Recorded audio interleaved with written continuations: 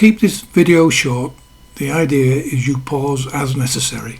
If you want to carry out a smoke leak test just once or twice, buying a professional leak detector isn't realistic. You can make a basic one yourself very cheaply from items you probably already have most of.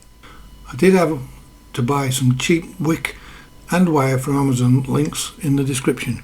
The wire is Nichrome for heating elements. It's heat tolerant. The wick is standard 8mm cotton oil lamp wick. To make the heat coil, cut approximately 6 cm of wick and soak it in baby oil. Then cut 10 cm of wire and coil it around the wick.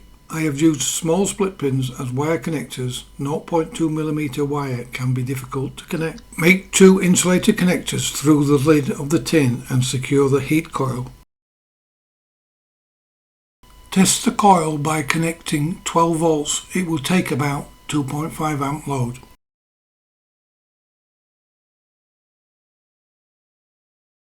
Fit inlet and outlet pipe adapters to the tin base. I used a shrouder valve with the inner valve removed for air inlet and basic tube for the outlet.